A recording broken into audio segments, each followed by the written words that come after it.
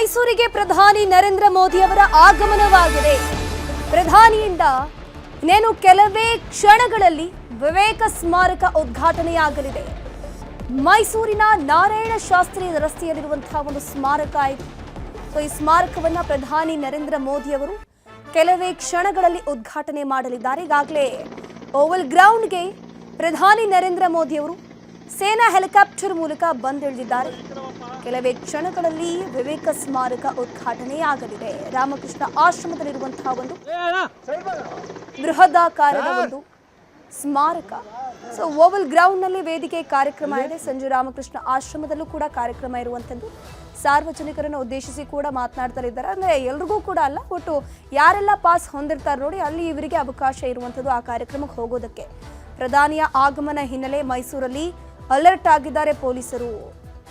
ಪ್ರಧಾನಿ ನರೇಂದ್ರ ಮೋದಿ ಅವರು ಸಾಗುವಂತಹ ಮಾರ್ಗದಲ್ಲಿ ಖಾಕಿ ಕಣ್ಗಾವಲಿರೋದು. ಆ ಮಾರ್ಗದ ಪಕ್ಕದಲ್ಲಿ ಇಕ್ಕಲಗಳಲ್ಲಿ ಎಲ್ಲರೂ ಕೂಡ ಅವರ ಅಭಿಮಾನಿಗಳು, ಕಾರ್ಯಕರ್ತರು, ಸಾರ್ವಜನಿಕರು ಎಲ್ಲರೂ ಕೂಡ ಜಮಾಯಿಸಿದ್ದಾರೆ ಪ್ರಧಾನಿ ನರೇಂದ್ರ ಮೋದಿ ಅವರನ್ನ ನೋಡಬೇಕು ಅನ್ನುವಂತಹ ಆಸೆಯಲ್ಲಿ. ಹಾಗಾಗಿ ಅವ್ರಿಗೂ ಕೂಡ ಬ್ಯಾರಿಕೇಡ್ ಅನ್ನ ಹಾಕಿ ಪ್ರಧಾನಿ ಅವರನ್ನ ನೋಡುವಂತಹ ಒಂದು ವ್ಯವಸ್ಥೆಯನ್ನು ಕೂಡ ಮಾಡಿಕೊಡಲಾಗಿದೆ. ವಿವೇಕ ಮೂರ್ತಿ ಏನಿದೆ, ಸುಮಾರು 8.5 kg ತೂಕ, 1.5 ಅಡಿ ಉದ್ದವಿರುವಂತಹ ವಿವೇಕಾನಂದರ ಮೂರ್ತಿಯನ್ನ ಗಿಫ್ಟ್ ಆಗಿ ನೀಡಲಾಗ್ತಾ ಇದೆ. ಪ್ರಧಾನಿ ನರೇಂದ್ರ ಮೋದಿ ಅವರು ಉದ್ಘಾಟನೆ ಮಾಡಿದಂತಹ ನಂತರ ಬಿಳಿಯ ಬಣ್ಣದ ವಿಯೆಟ್ನಾಂ ಮಾರ್ಬಲ್ನಲ್ಲಿ ವಿವೇಕಾನಂದರ ಮೂರ್ತಿ ಕೆತ್ತನೆಯಾಗಿದೆ. ಏಕಶಿಲೆಯಲ್ಲಿ ನಿರ್ಮಾಣವಾಗಿರುವಂತಹ ಮೂರ್ತಿ ಇದು. ಇದರಲ್ಲಿ ಗಮನಿಸ್ತಾ ಹೋಗಬಹುದು, ಅಯೋಧ್ಯೆಯಲ್ಲಿ ರಾಮಲಲ್ಲ ಮೂರ್ತಿಯನ್ನ ಕೆತ್ತಿದಂತಹ ಶಿಲ್ಪಿ ಅರುಣ್ ಯೋಗಿರಾಜ್ ಏನಿದ್ದಾರೆ, ಅವರೇ 15 ದಿನಗಳಲ್ಲಿ ಕೆತ್ತಿದಂತಹ ಮೂರ್ತಿ ಇದು. ಅದನ್ನ ಪ್ರಧಾನಿ ನರೇಂದ್ರ ಮೋದಿ ಅವರಿಗೆ ಸ್ಮರಣಾರ್ಥವಾಗಿ ನೀಡಲಾಗುತ್ತೆ. ಕನ್ಯಾಕುಮಾರಿಯಲ್ಲಿ 1970ರಲ್ಲಿ ವಿವೇಕಾನಂದರ ರಾಕ್ ಮೆಮೋರಿಯಲ್ ಮಾಡಿದ್ದಾರೆ. ಅದೇ ಮಾದರಿಯಲ್ಲಿ ಈ ಮೂರ್ತಿ ಕೂಡ ಸಿದ್ಧವಾಗಿದೆ ಅಂತ ಶಿಲ್ಪಿ ಅರುಣ್ ಯೋಗಿರಾಜ್ ಕೂಡ ಮಾಹಿತಿಯನ್ನು ಕೊಟ್ಟಿದ್ದಾರೆ. ಇನ್ನೇನು ಕೆಲವೇ ಕ್ಷಣಗಳಲ್ಲಿ ಮಾರ್ಗದ ಮೂಲಕ, ರಸ್ತೆ ಮಾರ್ಗದ ಮೂಲಕ ರಾಮಕೃಷ್ಣ ಆಶ್ರಮವನ್ನು ತಲುಪಲಿದ್ದಾರೆ. ಅಲ್ಲಿ ವಿವೇಕ ಸ್ಮಾರಕ ಉದ್ಘಾಟನೆಯಾಗಲಿದೆ. ಹಾಗಾಗಿ ಹೈ ಅಲರ್ಟ್ ಆಗಿರುವಂಥದ್ದು ಪೊಲೀಸರು. ನೀವು ಸ್ಕ್ರೀನಲ್ಲಿ ನೋಡ್ತಾ ಇದ್ರಲ್ವಾ, ಇದೇ ರಸ್ತೆ ಮಾರ್ಗದ ಮೂಲಕ ರಾಮಕೃಷ್ಣ ಆಶ್ರಮಕ್ಕೆ ಪ್ರಧಾನಿ ನರೇಂದ್ರ ಮೋದಿ ಅವರು ಕೆಲವೇ ನಿಮಿಷಗಳಲ್ಲಿ ಬರಲಿದ್ದಾರೆ. ಹಾಗಾಗಿ ಆ ರಸ್ತೆಯುದ್ದಕ್ಕೂ ಕೂಡ ಪೊಲೀಸರು ಹದ್ದಿನ ಕಣ್ಣಿಟ್ಟಿರುವಂಥದ್ದು. ಎಲ್ಲಾ ರೀತಿಯ ಭದ್ರತೆಯ ವ್ಯವಸ್ಥೆಯನ್ನು ಕೂಡ ಮಾಡಲಾಗಿದೆ. ಯಾವುದೇ ರೀತಿಯ ಸೆಕ್ಯೂರಿಟಿ ಬ್ರೀಚ್ ಅನ್ನುವಂಥದ್ದಿಲ್ಲ, ಆಗಬಾರ್ದಲ್ವಾ. ಹಾಗಾಗಿ ಅಲ್ಲಿ ಪೊಲೀಸರು ಕೂಡ ಪೊಲೀಸ್ ವ್ಯಾನ್ ಮೂಲಕ ರೌಂಡ್ಸ್ ಹಾಕ್ತಾ ಇದ್ದಾರೆ. ಕೊನೆಯ ಹಂತದ ಚೆಕಿಂಗ್ಗಳು ಕೂಡ ಆಗ್ತಾ ಇದೆ. 6,000 ಜನರಿಗೆ ಮಾತ್ರ ಕಾರ್ಯಕ್ರಮದ ಪಾಸ್ ಸಿಕ್ಕಿರುವಂಥದ್ದು. ಪಾಸ್ ಇದ್ದವರು ಮಾತ್ರ ಈ ಒಂದು ಕಾರ್ಯಕ್ರಮಕ್ಕೆ ಆಗಮಿಸೋಕೆ ಅವಕಾಶ ಇದೆ. ಒಟ್ಟು 6,000 ಜನರಿಗೆ ಕೊಟ್ಟಿರುವಂಥದ್ದು ಪಾಸ್. 1892ರಲ್ಲಿ ಮೈಸೂರಿನಲ್ಲಿ ಸ್ವಾಮಿ ವಿವೇಕಾನಂದ ಅವರು ವಾಸ್ತವ್ಯ ಹೂಡಿದ್ರು. ಹಾಗಾಗಿ ಸ್ವಾಮಿ ವಿವೇಕಾನಂದರ ಸ್ಮರಣಾರ್ಥವಾಗಿ ಬೃಹತ್ ಸ್ಮಾರಕವನ್ನು ನಿರ್ಮಾಣ ಮಾಡಲಾಗಿದೆ.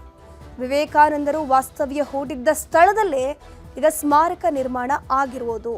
ವಿವೇಕ ಸ್ಮಾರಕವನ್ನ ಕೆಲವೇ ಕ್ಷಣಗಳಲ್ಲಿ ಪ್ರಧಾನಿ ನರೇಂದ್ರ ಮೋದಿ ಅವರು ಉದ್ಘಾಟನೆ ಮಾಡಲಿದ್ದಾರೆ. ವಿವೇಕಾನಂದ ಅವರು ಮೈಸೂರಿಗೆ ಬಂದಿದ್ದಾರೆ ಅನ್ನುವಂಥದ್ದು ಹೆಮ್ಮೆಯೇ. ಅದರಲ್ಲೂ ಪ್ರಮುಖವಾಗಿ ಮೈಸೂರಿನಲ್ಲಿರುವಂತಹ ರಾಮಕೃಷ್ಣ ಆಶ್ರಮದಲ್ಲಿ ವಾಸ್ತವ್ಯ ಹೂಡಿದ್ರು ಅನ್ನುವಂಥದ್ದು ಒಂದು ರೀತಿ ಹೆಮ್ಮೆ. ಹಾಗಾಗಿ ವಾಸ್ತವ್ಯ ಹೂಡಿದಂತಹ ಜಾಗದಲ್ಲೇ ಬೃಹದಾಕಾರದ ಒಂದು ಸ್ಮಾರಕ ನಿರ್ಮಾಣ ಆಗಿದೆ. 1892ರಲ್ಲಿ ವಾಸ್ತವ್ಯ ಹೂಡಿದಂತಹ ನೆನಪಿಗೆ ಈಗ 2026ರಲ್ಲಿ ಇಂದು ಆ ಒಂದು ಸ್ಮಾರಕವನ್ನ ಪ್ರಧಾನಿ ನರೇಂದ್ರ ಮೋದಿ ಅವರು ಉದ್ಘಾಟನೆ ಮಾಡಲಿದ್ದಾರೆ. ಹಾಗಾಗಿ ಎಲ್ಲ ರೀತಿಯ ಸಿದ್ಧತೆಗಳಾಗಿದೆ. ಅವರು ಹೆಲಿಕಾಪ್ಟರ್ ಮೂಲಕ ಬಂದಿಳಿದ ನಂತರ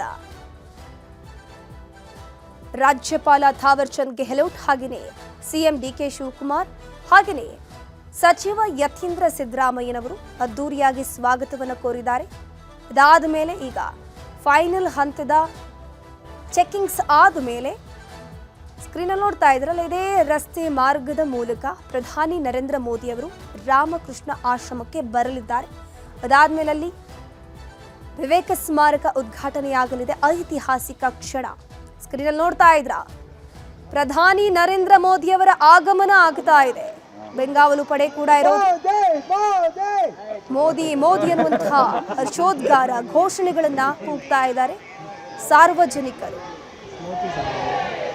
ಭದ್ರತೆಯ ವ್ಯವಸ್ಥೆಯನ್ನು ಮಾಡಲಾಗಿದೆ. ಟೈಟ್ ಸೆಕ್ಯೂರಿಟಿ ಮೂಲಕ ಪ್ರಧಾನಿ ನರೇಂದ್ರ ಮೋದಿ ಅವರು ಬರ್ತಾ ಇದ್ದಾರೆ ರಾಮಕೃಷ್ಣ ಆಶ್ರಮದತ್ತ. ಕೆಲವೇ ನಿಮಿಷಗಳಲ್ಲಿ ವಿವೇಕ ಸ್ಮಾರಕ ಉದ್ಘಾಟನೆಯಾಗಲಿದೆ.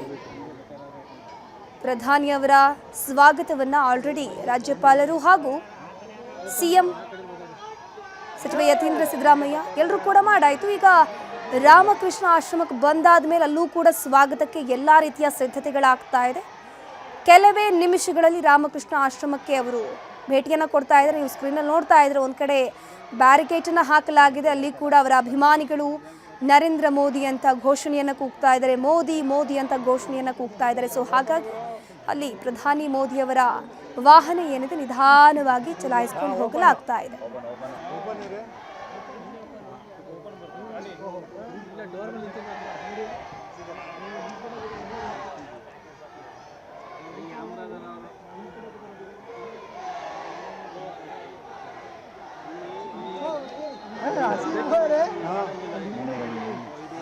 ಸ್ಕ್ರೀನಲ್ಲಿ ನೋಡ್ತಾ ಇದ್ರಲ್ಲ, ಕಪ್ಪು ಬಣ್ಣದ ಕಾರ್ನಲ್ಲಿ ಪ್ರಧಾನಿ ನರೇಂದ್ರ ಮೋದಿ ಅವರು ಇರುವಂಥದ್ದು. ಅಲ್ಲಿ ಸಾರ್ವಜನಿಕರು ಜಮಾವಣೆ ಆಗಿದ್ರಿಂದ ಆ ಹಿನ್ನೆಲೆಯಲ್ಲಿ ಪ್ರಧಾನಿಯವರ ವಾಹನ ಏನಿದೆ ನಿಧಾನವಾಗಿ ಹೋಗ್ತಾ ಇದೆ. ಆ ಕಾರ್ನ ಮೂಲಕವೂ ಕೂಡ ಕೈ ಬೀಸಿ ಸಾರ್ವಜನಿಕರತ್ತ ಪ್ರಧಾನಿ ಮೋದಿ ಅವರು ವಿಶ್ ಮಾಡ್ತಾ ಇದ್ದಾರೆ. ಅದರ ಜೊತೆಗೆ ಭದ್ರತೆಯ ವ್ಯವಸ್ಥೆ ಕೂಡ ಆ ರೀತಿಯಾಗಿದೆ. ಅಂದರೆ ಸಖತ್ ಟೈಟ್ ಸೆಕ್ಯೂರಿಟಿಯನ್ನು ಕೊಡಲಾಗಿದೆ. ಅದರ ಜೊತೆಗೆ ಸಾರ್ವಜನಿಕರು ಕೂಡ ಅಲ್ಲಿ ಜಮಾವಣೆಗೊಂಡಿದ್ದರಿಂದ ಯಾವುದೇ ರೀತಿಯ ಅವಘಡಗಳು ಆಗಬಾರ್ದು ಅನ್ನುವಂಥ ನಿಟ್ಟಿನಲ್ಲಿ ಬೆಂಗಾವಲು ವಾಹನಗಳು ಕೂಡ ಇದೆ.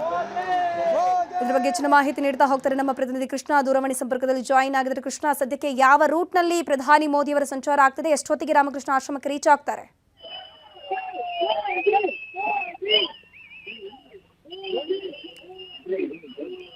ಕೃಷ್ಣ, ನನ್ನ ಧ್ವನಿ ಕೇಳಿಸ್ತಾ ಇದೆಯಾ? ಸದ್ಯಕ್ಕೆ ಯಾವ ಮಾರ್ಗದ ಮೂಲಕ ಪ್ರಧಾನಿ ಮೋದಿ ಅವರು ಸಾಗ್ತಾ ಇದ್ದಾರೆ? ಎಷ್ಟೊತ್ತಿಗೆ ರೀಚ್ ಆಗ್ತಾರೆ ಎಕ್ಸಾಕ್ಟ್ಲಿ? ಧನುಶ್ರೀ, ಈಗ ತಾನೇ ನೋಡಬಹುದು ವಿಶ್ವಾಸದಲ್ಲಿ ಪ್ರಧಾನಿ ನರೇಂದ್ರ ಮೋದಿ ಅವರು ಈಗ ಮೈಸೂರಿಗೆ ಆಗಮಿಸಿದ್ದಾರೆ. ಮೈಸೂರಿಂದ ಹೆಲಿಪ್ಯಾಡ್ ಮುಖಾಂತರವಾಗಿ ನೇರವಾಗಿ ಈಗ ವಿವೇಕ ಸ್ಮಾರಕದ ಹತ್ರ ಹೋಗ್ತಾ ಇರುವಂತದ್ದು. ನಿಧಾನವಾಗಿ, ಅಂದ್ರೆ ಈಗಾಗಲೇ ನರೇಂದ್ರ ಮೋದಿ ಅವ್ರನ್ನ ನೋಡೋದಕ್ಕೆ ಅಕ್ಕಪಕ್ಕದಲ್ಲಿ ಸಾಕಷ್ಟು ಸಂಖ್ಯೆಯಲ್ಲಿ, ರಸ್ತೆ ಅಕ್ಕಪಕ್ಕದಲ್ಲಿ ಸಾಕಷ್ಟು ಸಂಖ್ಯೆಯಲ್ಲಿ ಅಭಿಮಾನಿಗಳು ಮತ್ತೆ ಕಾರ್ಯಕರ್ತರು ಇರುವಂತದ್ದು. ಹಾಗಾಗಿ ಅವ್ರ ಕಡೆ ಕೈ ಬೀಸಿ ಅವ್ರ ಕಡೆ ನೋಡೋದ್ರ ಮುಖಾಂತರವಾಗಿ ನರೇಂದ್ರ ಮೋದಿ ಅವರು ಈಗ ಕಾರಿನಲ್ಲಿ ಈಗ ವಿವೇಕ ಸ್ಮಾರಕದ ಹತ್ರ ಹೋಗ್ತಾ ಇದ್ದಾರೆ. ಇನ್ನೇನು ಕೆಲವೇ ಕ್ಷಣಗಳಲ್ಲಿ ನರೇಂದ್ರ ಮೋದಿ ಅವರು ವಿವೇಕ ಸ್ಮಾರಕವನ್ನ ಮುಟ್ತಾರೆ, ಅಂದ್ರೆ ಅಲ್ಲಿಗೆ ಹೋಗ್ತಾರೆ. ಅಲ್ಲಿ ವಿವೇಕ ಸ್ಮಾರಕವನ್ನ ಉದ್ಘಾಟನೆ ಮಾಡ್ತಾರೆ. ಅದಾದ ಬಳಿಕವಾಗಿ ವೇದಿಕೆಯ ಕಾರ್ಯಕ್ರಮ ಕೂಡ ಇರುವಂತದ್ದು. ಆ ಒಂದು ವೇದಿಕೆಯ ಕಾರ್ಯಕ್ರಮಕ್ಕೆ ಹೋಗಿ ಅಲ್ಲಿ ನರೇಂದ್ರ ಮೋದಿ ಅವರು ಏನು ರಾಮಕೃಷ್ಣ ಆಶ್ರಮದ ವೇದಿಕೆ ಕಾರ್ಯಕ್ರಮ ಕೂಡ ವಿಶೇಷವಾಗಿ ಅಲ್ಲಿ ರೆಡಿ ಮಾಡಿದ್ದಾರೆ. ಈಗಾಗಲೇ ಅಲ್ಲಿ ಭಾಗವಹಿಸಿದ್ರ ಮುಖಾಂತರವಾಗಿ ಆ ಒಂದು ಕಾರ್ಯಕ್ರಮವನ್ನು ಉದ್ದೇಶಿಸಿ ನರೇಂದ್ರ ಮೋದಿ ಅವರು ಕೂಡ ಭಾಷಣವನ್ನು ಕೂಡ ಮಾಡಲಿದ್ದಾರೆ. ಈಗಾಗಲೇ ರಾಜ್ಯಪಾಲರಾಗಿರ್ತಕ್ಕಂಥ ತಾವರ್ ಚಂದ್ ಗೆಹ್ಲೋಟ್ ಅವರು, ಮುಖ್ಯಮಂತ್ರಿ ಡಿ ಕೆ ಶಿವಕುಮಾರ್, ಮತ್ತೊಂದು ಕಡೆ ಬಿಜೆಪಿ ರಾಜ್ಯಾಧ್ಯಕ್ಷ ಆಗಿರ್ತಕ್ಕಂಥ ಬಿ ವಿ ವಿಜೇಂದ್ರ, ಮತ್ತೆ ಸಂಸದರಾಗಿರ್ತಕ್ಕಂಥ ಯದುವೀರ್ ಒಡೆಯರ್ ಅವರು ಈಗ ಹೆಲಿಪ್ಯಾಡ್ ನಲ್ಲೇ ನರೇಂದ್ರ ಮೋದಿ ಅವ್ರನ್ನ ಸ್ವಾಗತವನ್ನು ಕೂಡ ಮಾಡಿರುವಂತದ್ದು. ಸ್ವಾಗತ ಮಾಡಿದ ಬಳಿಕವಾಗಿ ಈಗ ಅವರು ನೇರವಾಗಿ ನರೇಂದ್ರ ಮೋದಿ ಜೊತೆಗೆ ಮುಖ್ಯಮಂತ್ರಿ ಡಿ ಕೆ ಶಿವಕುಮಾರ್ ಕೂಡ ಈಗ ಕಾರಿನಲ್ಲಿ ಹೋಗಿದ್ದಾರೆ. ಈಗ ತಾನೇ ವಿವೇಕ ಸ್ಮಾರಕ ಏನು ಈಗಾಗಲೇ ಮೈಸೂರಲ್ಲಿ ಇರ್ತಕ್ಕಂಥ ಏನು ವಿವೇಕ ಸ್ಮಾರಕ ಹೊಸದಾಗಿ ಏನು ನಿರ್ಮಾಣ ಆಗಿದೆ, ಆ ಒಂದು ಸ್ಮಾರಕವನ್ನ ಇದೀಗ ನರೇಂದ್ರ ಮೋದಿ ಅವರು ಈಗ ಕೆಲವೇ ಕ್ಷಣಗಳಲ್ಲಿ ಸ್ವಾಗತವನ್ನು ಮಾಡಿದ್ದಾರೆ. ಈಗಾಗಲೇ ರಾಮಕೃಷ್ಣ ಆಶ್ರಮದ ಯಾರೆಲ್ಲರ ಮುಖ್ಯ ಇದ್ದಾರೆ ಅವರೆಲ್ಲರೂ ಕೂಡ ಈಗ ನರೇಂದ್ರ ಮೋದಿ ಅವ್ರನ್ನ ಬರಮಾಡ್ಕೊಳ್ಳುವಂತ ಕೂಡ ಈಗಾಗಲೇ ಮುಂದಾಗಿದ್ದಾರೆ, ಬರಮಾಡ್ಕೊಳ್ತಾ ಇದ್ದಾರೆ. ಈಗ ಬರಮಾಡ್ಕೊಂಡ ಬಳಿಕವಾಗಿ ಅವಳು ಒಳಗಡೆ ಹೋಗಿ ಈಗ ಉದ್ಘಾಟನೆ ಮಾಡುವಂತಕ್ಕೆ ನರೇಂದ್ರ ಮೋದಿ ಕೂಡ ಮುಂದಾಗಿ ಬಂದದ್ದು. ಅದ್ರ ಜೊತೆಗೆ ವಿಶೇಷವಾಗಿ ನರೇಂದ್ರ ಮೋದಿ ಅವರು ಬಂದ ಸಂದರ್ಭದಲ್ಲಿ ಸಾಕಷ್ಟು ಸಂಖ್ಯೆಯಲ್ಲಿ ಕೂಡ ಜನರು ಕೂಡ ಸೇರಿದ್ದಾರೆ. ಅವರು ನೋಡುವಂತ ನಿಟ್ಟಿನಲ್ಲಿ ಈಗಾಗಲೇ ಹೆಲಿಪ್ಯಾಡ್ ನಿಂದ ಕೇವಲವಾಗಿ ಅಂದ್ರೆ 1-1.5 ಕಿಲೋಮೀಟರ್ ಅವರ ರಸ್ತೆ, ಅದು ಹೋಗುವಂತ ರಸ್ತೆ, ಅಲ್ಲಿ ಸಾಕಷ್ಟು ಸಂಖ್ಯೆಯಲ್ಲಿ ಜನರು ಕೂಡ ಈಗ ಜಮಾವಣೆಗೊಂಡಿದ್ದಾರೆ.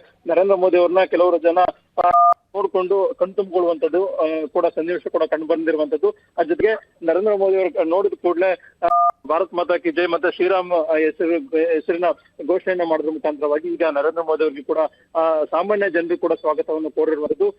ಇದೀಗ ಸ್ವಾಗತ ಜನರನ್ನು ನೋಡಿದಂತ ನರೇಂದ್ರ ಮೋದಿ ಅವರು ಒಂದ್ ರೀತಿ ಖುಷಿಯಾಗೇನೆ ಅವ್ರ ಕಡೆ ಕೈ ಬೀಸಿ ಒಂದ್ ರೀತಿ ಸ್ಮೈಲ್ ಅನ್ನ ಕೊಡೋದ್ರ ಮುಖಾಂತರವಾಗಿ ಇಲ್ಲ ಒಂದ್ ಕಡೆ ಒಂದ್ ರೀತಿ ಜನರಿಗೆ ಒಂದ್ ರೀತಿ ಏನು ನಿರೀಕ್ಷೆಯನ್ನು ಇಟ್ಕೊಂಡಿದ್ದಾರೆ. ಅದ್ರ ತಕ್ಕಂತೆ ನರೇಂದ್ರ ಮೋದಿ ಅವರು ಕೂಡ ಒಂದ್ ರೀತಿ ರಿಯಾಕ್ಟ್ ಮಾಡೋ ಒಂದು ಕೆಲಸವನ್ನ ಒಂದ್ ರೀತಿ ಮುಖದಲ್ಲಿ ಮಾಡೋ ಒಂದು ಕೆಲಸವನ್ನು ಕೂಡ ಇದೀಗ ನರೇಂದ್ರ ಮೋದಿ ಕೂಡ ಮಾಡಿರುವಂತದ್ದು.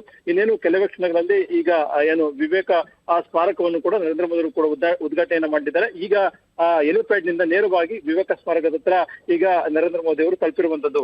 ಧನುಶ್ರೀ. ಕೃಷ್ಣ, ಈಗ ವಿವೇಕ ಸ್ಮಾರಕ ಉದ್ಘಾಟನೆ ಸಂದರ್ಭದಲ್ಲಿ ಮೋದಿ ಅವರಿಗೆ ಯಾರು ಕರ್ನಾಟಕದ ನಾಯಕರು ಸಾಥ್ ಕೊಡ್ತಾರೆ? ಅದ್ರ ಜೊತೆಗೆ ವೇದಿಕೆ ಕಾರ್ಯಕ್ರಮ ಇದೆ. ವೇದಿಕೆ ಕಾರ್ಯಕ್ರಮದಲ್ಲಿ ಮೋದಿ ಜೊತೆ ಯಾರೆಲ್ಲ ಸ್ಟೇಜ್ ಹಂಚ್ಕೊಳ್ತಾರೆ ಅಂತ? ಧನುಷ್, ಈಗ ತಾನೇ ಏನು ವಿವೇಕ ಸ್ಮಾರಕದತ್ತ ನರೇಂದ್ರ ಮೋದಿ ಅವರು ತಲುಪಿದ್ದಾರೆ. ಇದೇನು ಕೆಲವೇ ಕ್ಷಣಗಳಲ್ಲಿ ಅದನ್ನ ಉದ್ಘಾಟನೆ ಮಾಡಲಿದ್ದಾರೆ. ಈಗ ನೀವ್ ಹೇಳಿದಂಗೆ ಅವ್ರ ಜೊತೆಗೆ ರಾಜ್ಯಪಾಲರಾಗಿರ್ತಕ್ಕಂಥ ತಾವರ್ಚಂದ್ ಗೆಹ್ಲೋಟ್ ಆಗಿರ್ಬೋದು, ಮುಖ್ಯಮಂತ್ರಿ ಡಿ ಕೆ ಶಿವಕುಮಾರ್ ಆಗಿರ್ಬೋದು, ಸಂಸದರಾಗಿರ್ತಕ್ಕಂಥ ಯದುವೀರ್ ಒಡೆಯರ್ ಆಗಿರ್ಬೋದು, ಅದ್ರ ಜೊತೆಗೆ ಬಿಜೆಪಿ ರಾಜ್ಯಾಧ್ಯಕ್ಷ ಆಗಿರ್ತಕ್ಕಂಥ ಬಿ.ವೈ. ವಿಜೇಂದ್ರ ಆಗಿರ್ಬೋದು, ಮತ್ತೊಂದ್ ಕಡೆ ಸ್ಥಳೀಯ ಶಾಸಕರಾಗಿರ್ತಕ್ಕಂಥ ಹರೀಶ್ ಜಿ.ಟಿ. ದೇವೇಗೌಡರು ಆಗಿರ್ಬೋದು, ಇವರೆಲ್ಲರೂ ಕೂಡ ಅಲ್ಲಿ ಭಾಗವಹಿಸ್ತಾ ಇರುವಂತದ್ದು. ಅದ್ರ ಜೊತೆಗೆ ವಿಶೇಷವಾಗಿ ಈಗ ಕಾರ್ಯಕ್ರಮದಲ್ಲಿ ರಾಮಕೃಷ್ಣ ಆಶ್ರಮದಿಂದ ಈ ಒಂದು ಕಾರ್ಯಕ್ರಮ ಧಾರ್ಮಿಕ ಕಾರ್ಯಕ್ರಮ ಆಗಿರೋದ್ರಿಂದಾಗಿ ಅವರೆಲ್ಲರೂ ಕೂಡ ಭಾಗಿಯಾಗ್ತಾ ಇದ್ದಾರೆ. ಈಗ ಹೊಸದಾಗಿ ಏನು ಸ್ಮಾರಕವನ್ನ ಅಲ್ಲಿ ನಿರ್ಮಾಣ